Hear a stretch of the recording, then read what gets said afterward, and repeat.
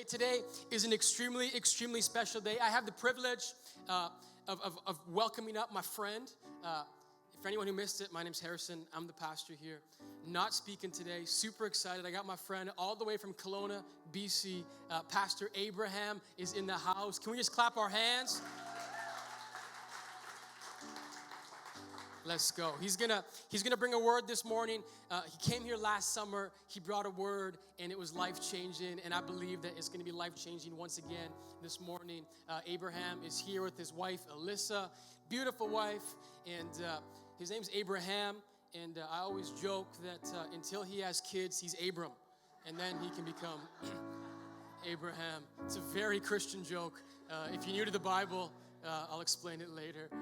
But so pumped, one of my best friends. I don't want to say a lot because I was his best man in his wedding. And when I did the speech, I just made jokes and so when I I just go too far sometimes. And so all to say, I love him. Hey, he's one of the smartest guys I know. If I have a question, I ask him. If I want to debate, I ask him. If I want to talk comic books, I'll ask him. And I just believe that he's going to bring something this morning. So once again, come on, let's just give a round of applause at Kingdom Church. Welcome, Pastor Abraham.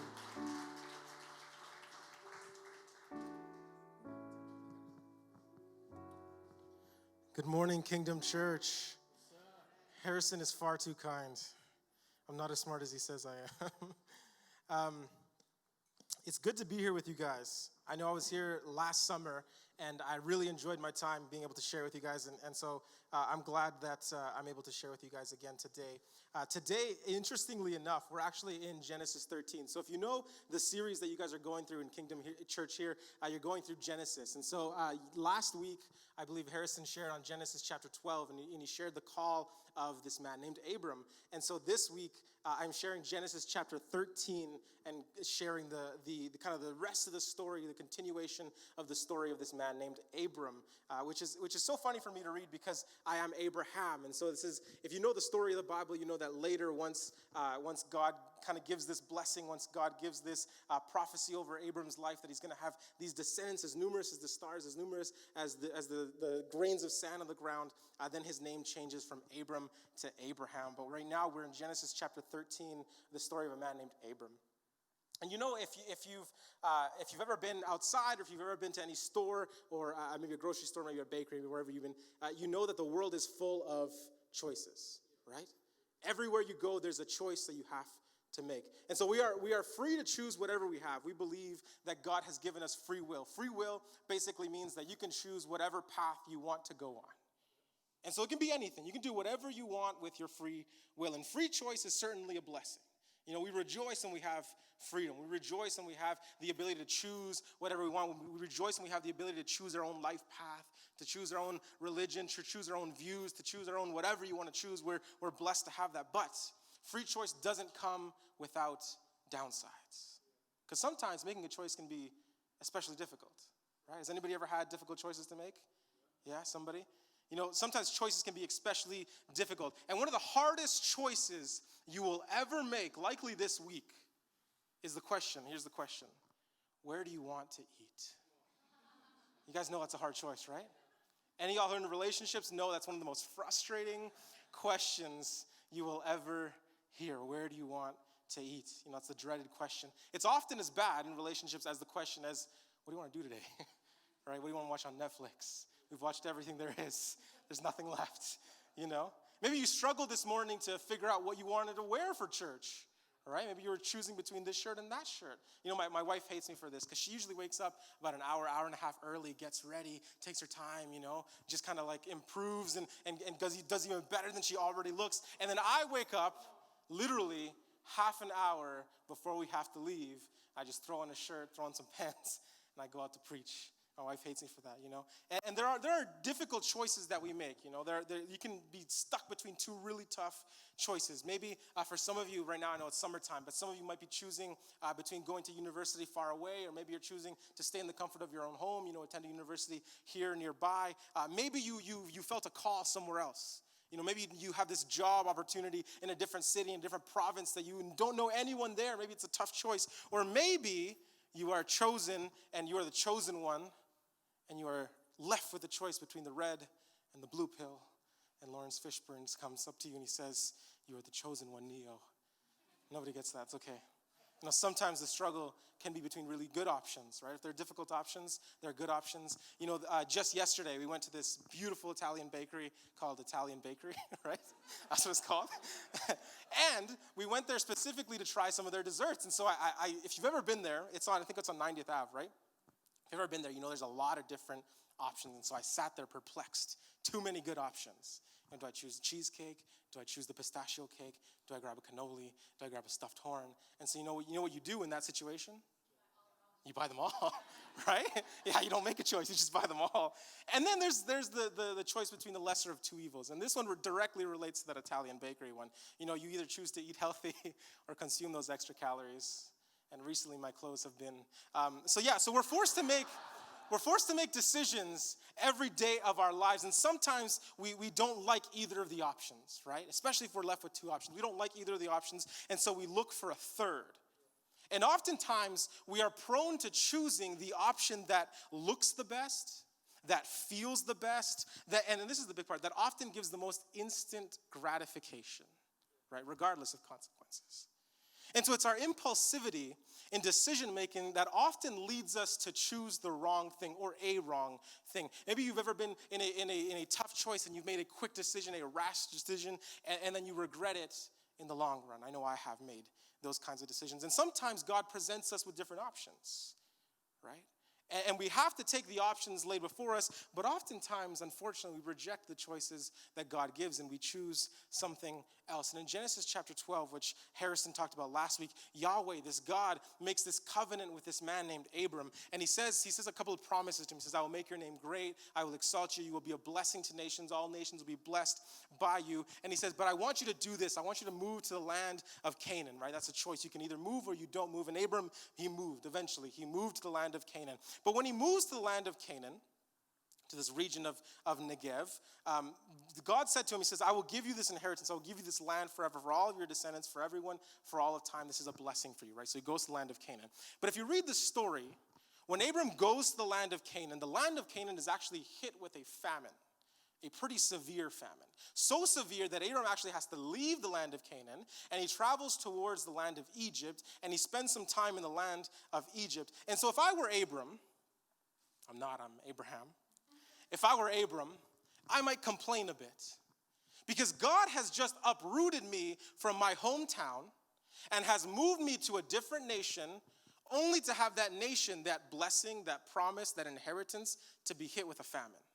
I'd complain a bit, wouldn't you? But this is the thing. This is the beautiful thing. God's hands aren't tied by our circumstances. God's hands aren't tied by the world's circumstances. There is nothing that can get in the way from God blessing you. And what may seem like a curse to you, listen to this, what may seem like a curse to you is actually just a detour on the road to your blessings. Because Abram, when he goes to Egypt, that's actually where he gains all of his riches. That's where he gets all of his slaves. That's where he gets all of his silver and his gold and his flocks and his camels and his sheep. All of the riches that Abram is known to have, he receives all of that in Egypt on that little detour, right? But as soon as the famine's over, Abram leaves Egypt and he travels back to the promised land. Genesis chapter 13, verse 1. This is going to be starting our story today. Genesis 13, verse 1 says this. "So Abram went up from Egypt to the Negev with his wife and everything he had, and Lot," this is his nephew, "went with him. Abram had become very wealthy in livestock and in silver and in gold. From the Negev, he went from place to place until he came to Bethel, to the place between Bethel and Ai, where his tent had been earlier, and when he had first built an altar to the Lord. There Abram called on the name of the Lord. Now Lot, who was moving about with Abram, also had flocks and herds with him. He had tents, he had all these other things as well. But the land, it says, could not support them while they stayed together, for their possessions were far too great. They were not able to stay together. And quarreling, says verse 7, quarreling arose between Abram's herders and Lot's herders, between the shepherds of Abram and the shepherds of Lot. And the Canaanites and the Perizzites were also living in the land at the time. They hadn't been evicted quite yet.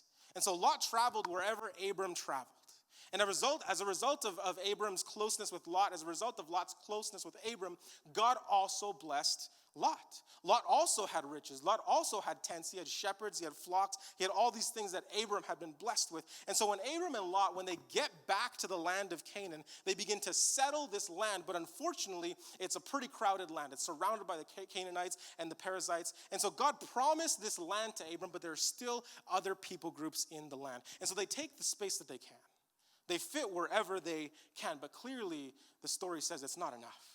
And so the shepherds in charge of Abram's sheep and flock, they would compete with Lot's shepherds for the very best pasture. They would look for the very best places to graze the sheep. And so this leads the shepherds to fight amongst each other. And it eventually, just like anything else, it makes its way back to the owners. It makes its way back to Abram and Lot. So this tension between the shepherds creates tension between Abram and Lot. And so Abram is a very good man. He's a very good man. Just like me, he's a very good man. He could have cursed out his nephew, right? He could have said, well, you go somewhere else. Because this is the land that God had promised who? Abram, not Lot, Abram.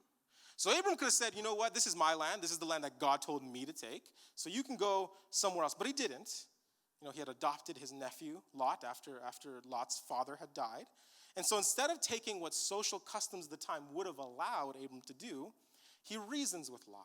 He gives him an option. Genesis chapter 13, verse 8. So Abram said to Lot, let's not have any quarreling.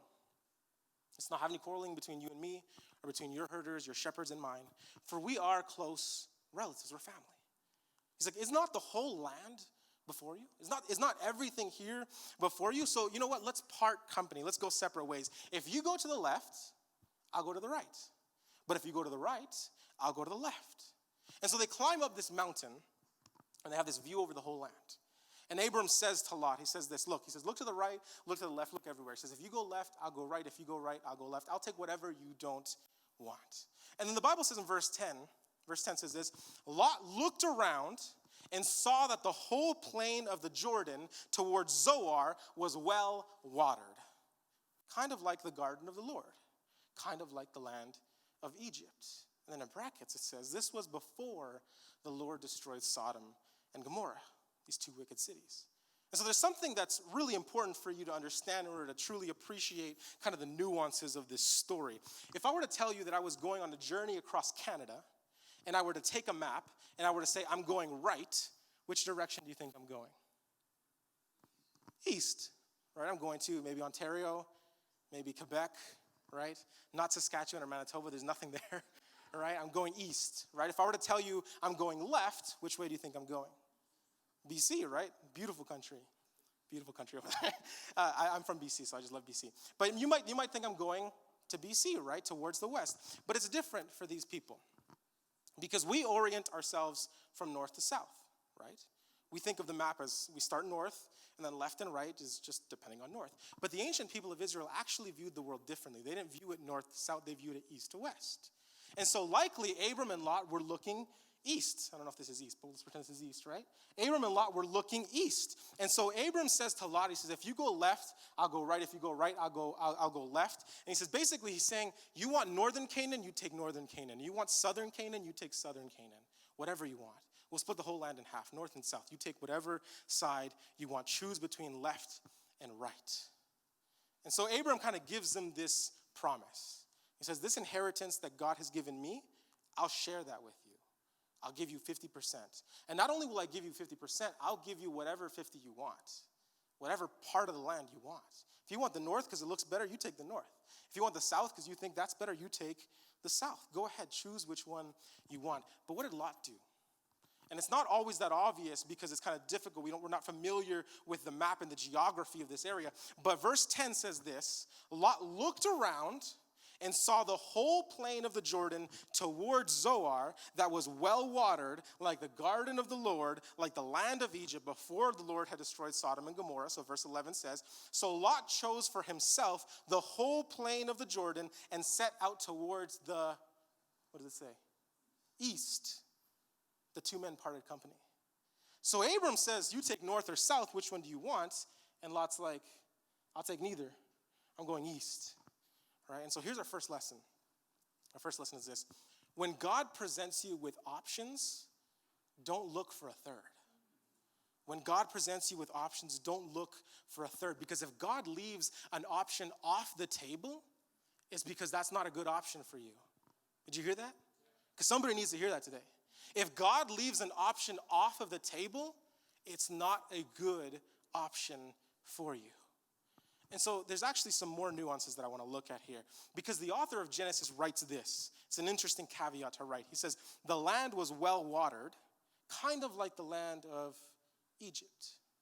So Lot chose for himself the land of the Jordan, set out towards the east. And so for us, we're not in that traditional Jewish mindset. We're not in the traditional Hebrew mindset, so we don't see it. But let me explain it here. So the writer is writing something very specific. He wants to trigger in the Israelite reader something very important. So for example, something that we might be all familiar with. If you guys ever watch scary movies, I don't watch scary movies. I hate them because they scare me too much. But if you ever watch scary movies, yes, you know, right? When the music quiets, what's about to happen? Somebody's going to die. You know that, right? When the music quiets, somebody's about to die. But for an action movie, if the music picks up, what's going to happen? There's going to be some action, right? Maybe the music, maybe the drums, maybe the bass might be accelerating, and it gets your heart accelerating, so you get a little excited, right? And so in the music industry, in the movie industry, you have these scores, that's what's called the music track, that underlines a movie that tells you, gives you these nonverbal and non-visual cues that tell you how you're supposed to feel in this moment, right? Same thing in the Bible.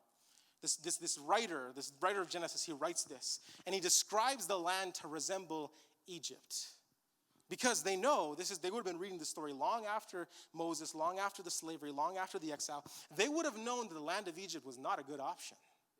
They would have known that going to the land of Egypt wasn't a good idea. It was a terrible decision that the Israelites made. Egypt was the land that enslaved them.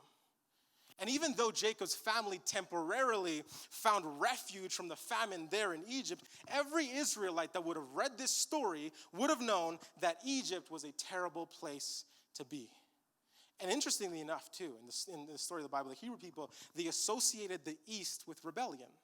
Because this is kind of what happens. In Genesis 3, Adam and Eve, when they get kicked out of the Garden of Eden for disobeying, where do they travel? East. They travel east. Right? Cain, after he kills his brother Abel in Genesis chapter 4, where does he travel? To the east. In Genesis 11, when the people rebel against God and they form their own city and they build this Tower of Babel to challenge God and reach the heavens, where do they travel? You might know the answer now. East. Right? So in the story of Genesis, there is a pattern, there is a habit of the people rebelling, disobeying against God, and going where? To the east. So Abram says to Lot, he says, you go north to the south, where do you want to go? And what does Lot say? I'm going east, right? And so what often happens is that when we go searching for a third option, the option that God has left off the table, things go very wrong very quickly. So this is the lesson. When God presents you with options, don't go looking for a third. So Lot's choice is made completely out of selfish ambition. Right? Abram sets before him the choice. He says, choose wherever you want, north or south. You choose the best land that looks to you. And so he looks up and he looks out towards the east and he sees this land lush. It's lush with green pastures. It's the perfect place for all of his shepherds to graze the sheep and the flocks and all that he has. He says, this is the perfect place. The north and the south of Canaan, all that inheritance that God has promised, I don't want any of that stuff. Rather, I want to go to the east where things look great. And so he's a shepherd. That's where his income lies. So obviously it makes the most sense, right? If you're a shepherd, you're going to choose the land with the best grass. But we know, reading the story, the little cues, that Lot is making a huge mistake. And he's chasing that third option that we shouldn't be chasing. And so here's our second lesson today, actually. Our second lesson is this: appearances can be deceiving. Because Lot makes this choice based on what the land looks like. But appearances can be deceiving. You see, the land was perfect for flocks and for shepherds, but it was a land completely devoid of God. God wasn't in that land. The land that Lot had chosen was on the eastern edge of the promised land. And so we can read the story and we can see that Lot is literally crossing the line with God. He's literally crossing the line. He's literally coming to the very edge of the boundary. And you see, God had encircled the land of Canaan, and he had declared that place to be the place of Abram's inheritance. And so the boundaries in the land of Canaan would also be the spiritual boundaries for God's blessings towards his people. And so Lot was not only crossing the line of physical boundaries, he was also exiting the space in which God had promised to bless them. And we do the same as Lot, right? We often see how far we can come to the line without crossing it, right? And we unwittingly, unfortunately, often cross the line. And so sometimes what God has promised us doesn't appear to be the prettiest or the easiest. It doesn't provide the most instant gratification, but God doesn't work in instant gratification. God works in eternal salvation. So when God draws boundaries to close you in, he isn't drawing boundaries to keep you locked up, but rather he's drawing boundaries to show you where your blessings lie. Did you hear that? See, God draws boundaries not to keep you enclosed, not to lock you up, not to restrict you, but God, rather, he draws boundaries so that you know this is where my blessing is. And it's funny because Lot does the exact same thing that we often do. If you read the story, it says that Lot pitches his tent as close to the line as he possibly can without crossing it. Genesis chapter 13, verse 12 says this: Abram lived in the land of Canaan while Lot lived among the cities of the plain and pitched his tents near where? Sodom.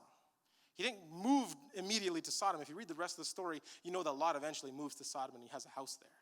But Lot didn't move to Sodom right away. He just pitches his tents near the plains, kind of close to the land of Sodom. And then it says, verse 13, it says, now the people of Sodom, they were wicked.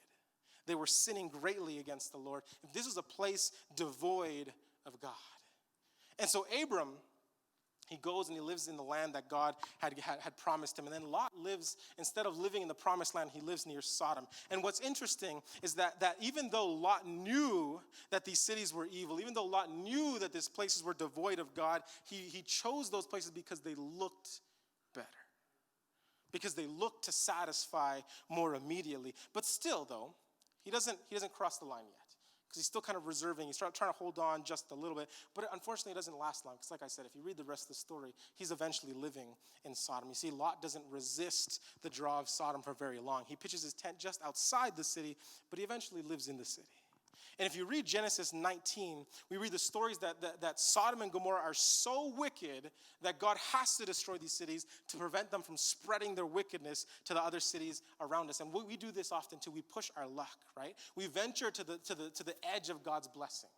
We go to the boundary lines and we cross, and then we wonder why we're not blessed, right?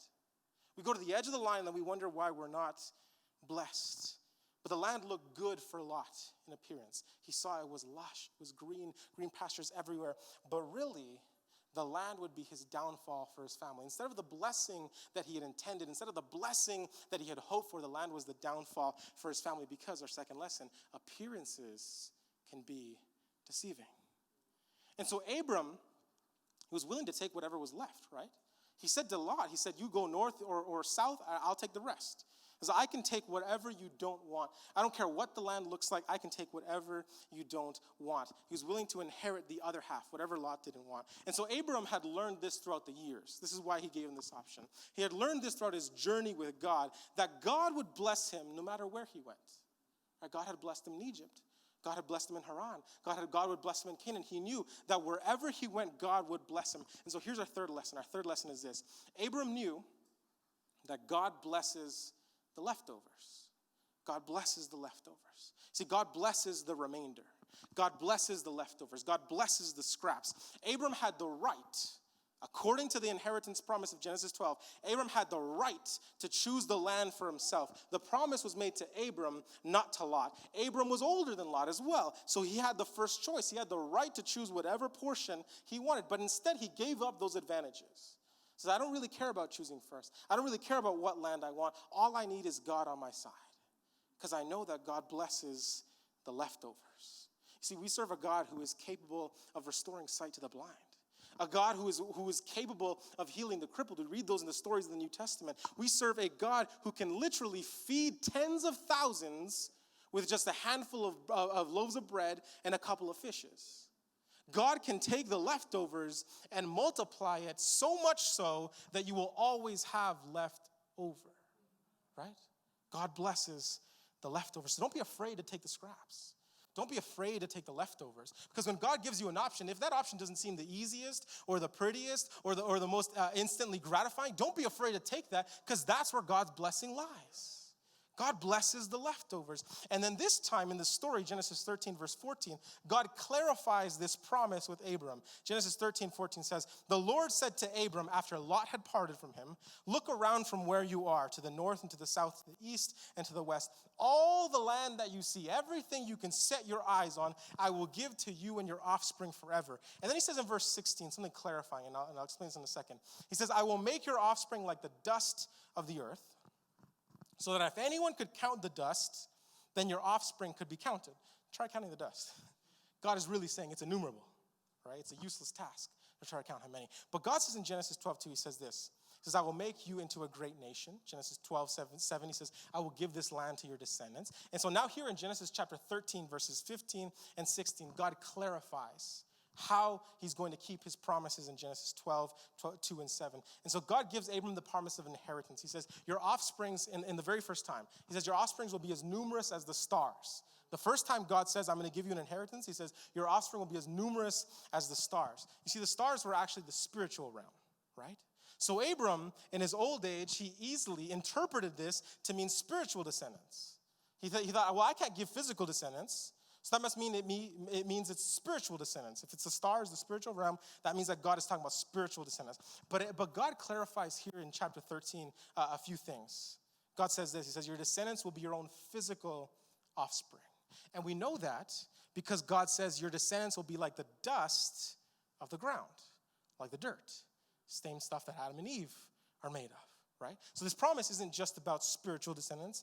It's about physical descendants. Unfortunately, you might read the story later on, Abram kind of mixes things up, and so he says, okay, I'll have physical descendants. And so he has physical descendants with, what's her name?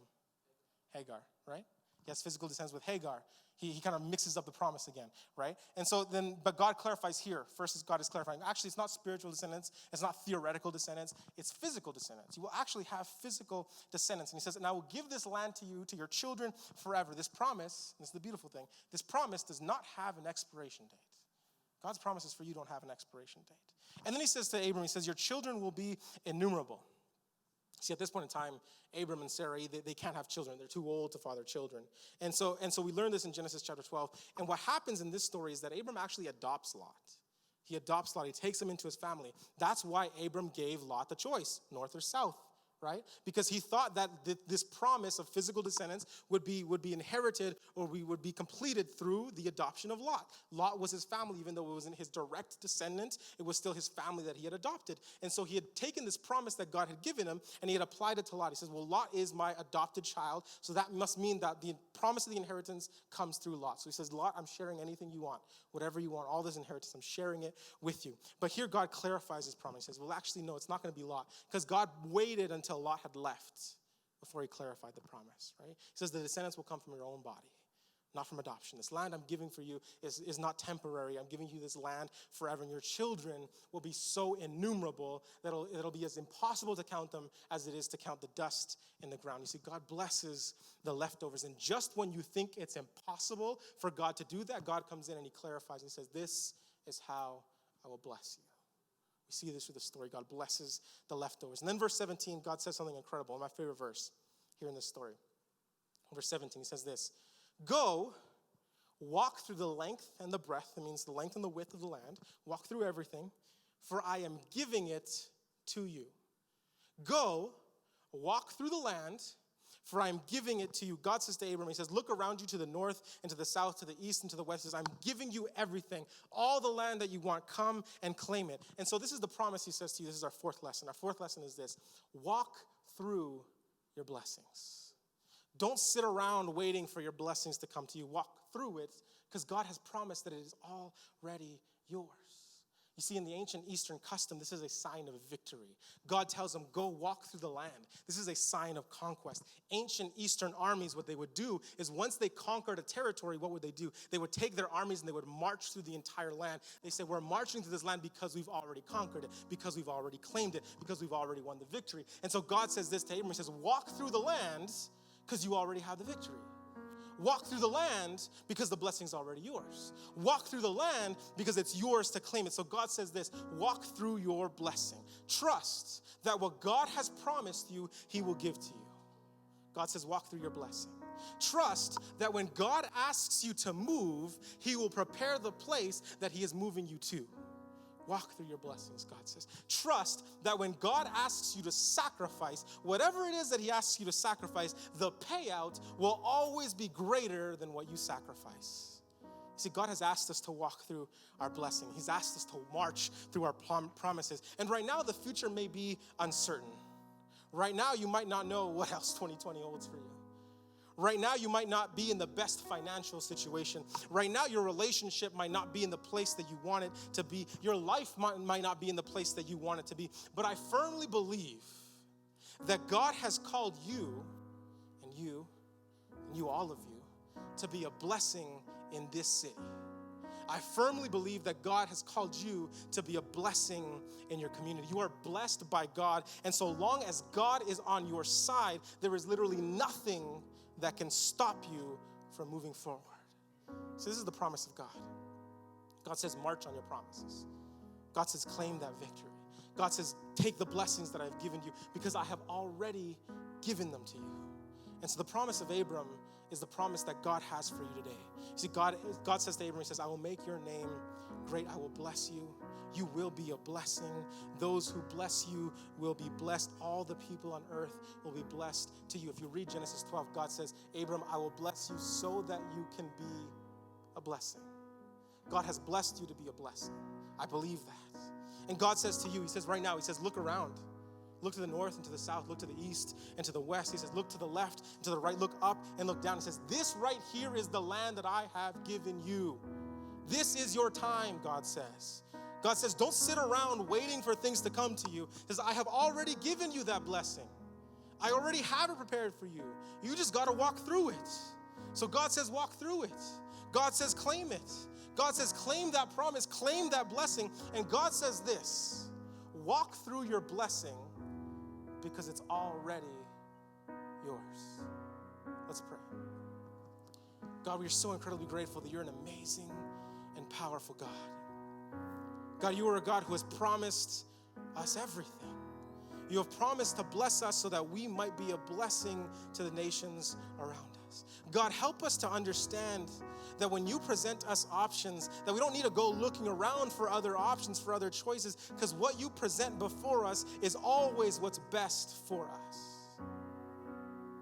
God, help us to know that appearances can be deceiving. What looks the best, what might feel the best, won't always be the best.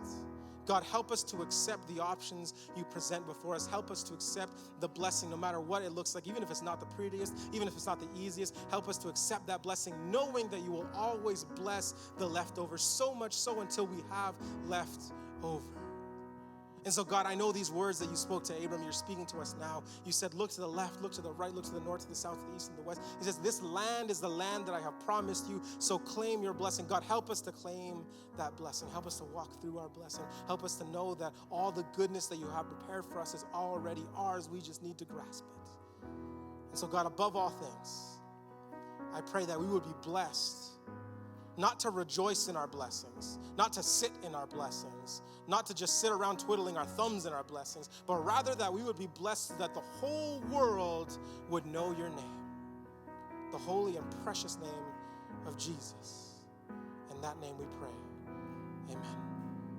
Hey, thank you guys so much for being here with us this morning. We hope you've been blessed. Hey, if you want to be a part of Kingdom Church, join our family, fill out an online connect card. We'd love to get in contact with you. If you want to partner with us financially, sow into what God's doing here at Kingdom Church, click the link below. We're so excited to get to know you, and we're so excited to see what God wants to do through you. We can't wait to see you next week. Church online, same time, same place. Take care.